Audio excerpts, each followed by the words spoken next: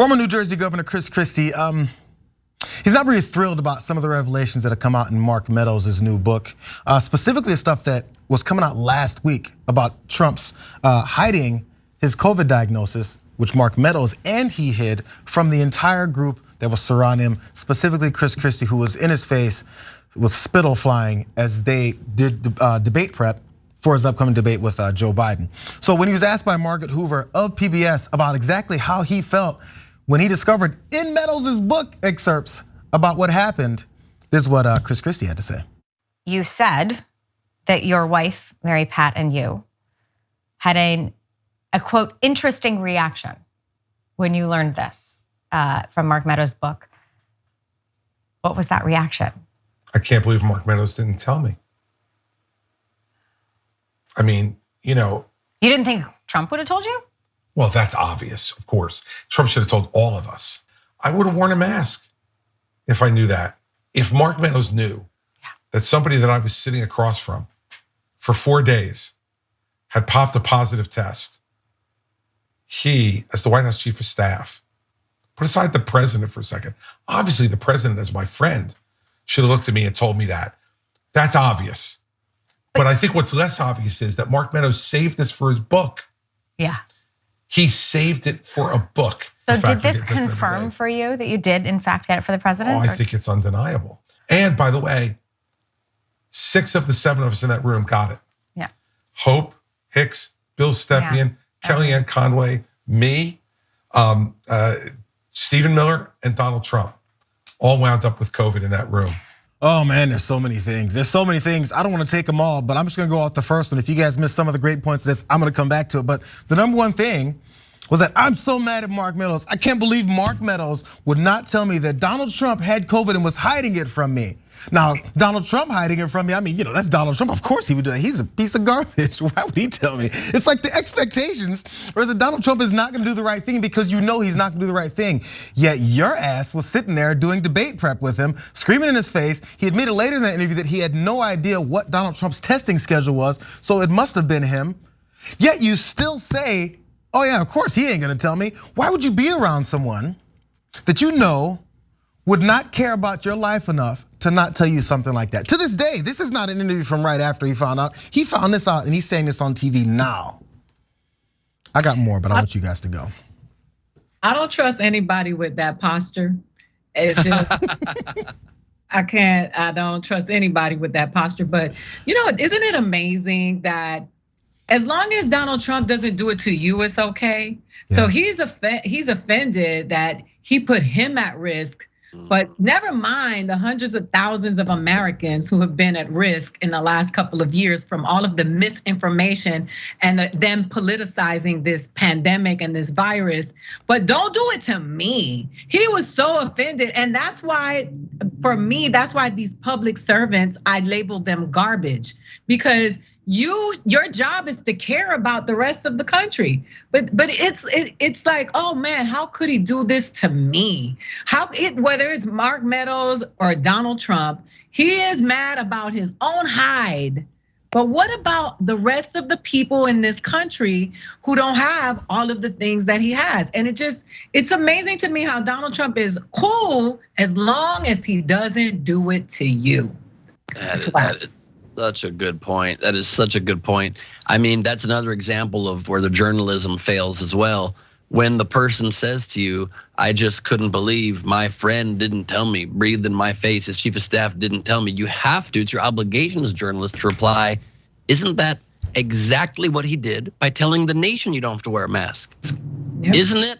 And so why do you only care when it's your hide? Make the point Ida just made to the face of this lawmaker. If you think that Chris Christie, because he's good at, talking around these issues and he's definitely more charming at least than Trump himself, is any better, I've got a closed bridge to sell you, because this guy is garbage. Remember when he said all this junk about how horrible and dangerous Trump was, and then he loses to him in the election, and instantly he's his best friend. And he goes to the White House and he goes, Trump, I wanted to get steak, and Trump's like, you're having chicken, and so I had chicken. He just decides for me what I eat, and it's just his way. It's what he does. He's my buddy. He's still calling him his friend. He's my friend. He's your friend. He's trying to kill people. He's trying to overthrow our democracy. The fact that Christie himself still says he won't rule out voting for Trump if he gets the nomination makes him complicit. 100% complicit in every death going forward. If our democracy fully crumbles, that's on Christie. It's on all these people that don't put a line in the sand because they know better than the disinformation. So they just fall in the stupid and evil category. Well, and also, by the way, he was the other part of that. He was upset. Mark Meadows. He did it for a book. Did it for a book. Like, you don't know what these guys do, that they're doing it for money and influence and power. You think they're not doing it for a book? Speaking of books, Christie did a book tour and talked about some revelations from the Trump stuff. And in fact, there was something related to the COVID stuff. Let's go to that really fast, because Maggie Haber in New York Times pointed this out when he was going on that. Mr. Christie revealed, this is when he was on his book tour, how worried he and others were for his survival. This is when he was sick with COVID. And when he became infected with coronavirus after being at the White House around the same time that Mr. Trump and several other aides contracted COVID-19. Mr. Christie writes that his priest arrived in the hospital and rubbed oils on his forehead in the sign of the cross, praying over him. For you, those of you who don't realize what that may look like, it means you're gonna die. No, maybe it saved him. The blood of the oil got him. And then, so the last part of this kicker of this is he got a call from a hospitalized Mr. Trump. They're both in a hospital, who had one main concern to Christie. Are you gonna say you got it from me, Mr. Christie? Mr. Trump asked him. So the concern from Donald Trump was, hey, you're gonna tell everybody that you got this from me? Because that's a little bit of an admission, saying that because I gave it to you, because I had it. But Christie didn't pick up on that either. So when you're lying in bed and the priest comes in and says, you're about to die, and you get a call from your best friend, it says, hey, Chris, are your last words gonna be, you got it from me? You might wanna rethink who your friends are, but he still can't. Yeah, yeah, and it's exactly what he's accusing Trump and Mark Meadows of doing now. It's literally him saying, I can't believe he didn't tell me that he exposed me to a deadly virus. And then he gets that call from Trump. He knows it was Trump, and he doesn't go on television and say, wait, hold up. Guess what? This guy that almost killed me, because it was touch and go for Christie in the hospital too for the first couple of days. He gave it to me. He's lying to all of us. If you don't go screaming for the hills at that point, Soylent Green is people, you're responsible for those deaths as well. He saved it for a book. Christie saved it for this interview. Yeah. It's insane. Yes, and more yes. Yes. It's a clown show. It's what Malcolm X said, the dog and pony show. This is what it is. This is what they were talking about. And we're watching it play out. The Truman Show, whatever you want to call it. It is a clown show. And we have been so indoctrinated and programmed to constantly seek content and to keep our phones in our faces. We don't realize that these macaroons are trying to overthrow our democracy in the name of greed and power. And we're not even paying attention to it. It's playing out in front of our very own eyes, and we are just sitting here watching it now. We don't even do anything anymore. We're just like, oh, yeah, Donald Trump just said F the Prime Minister of Israel. Okay, yeah. Yeah, and not only is it all of those things, the Dog and Pony Show and the Truman Show, but maybe even more aptly, it's The Apprentice, and Trump has fired all of us. And the only person left standing after the crumble of our nation will be Omarosa being like, I recorded all of it, I got it. That'll be all that's left. That's the way it works.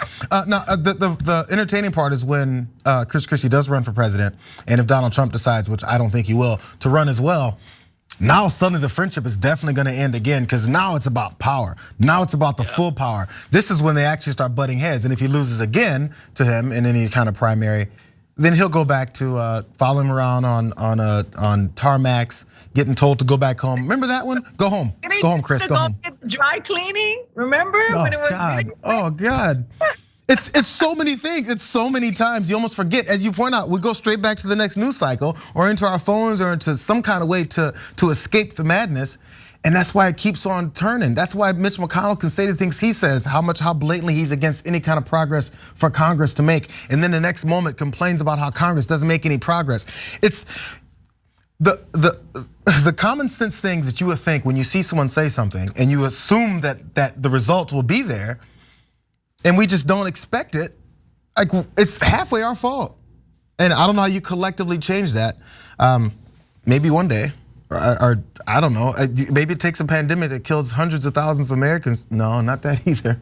Can't figure out what can make people actually realize who's against you and who's actually for you. Thanks for watching The Young Turks. Really appreciate it. Another way to show support is through YouTube memberships. You'll get to interact with us more. There's live chat emojis, badges. You've got emojis of me, Anna, John, JR. So those are super fun. But you also get playback of our exclusive member-only shows and specials right after they air. So all of that, all you gotta do is click that join button right underneath the video. Thank you.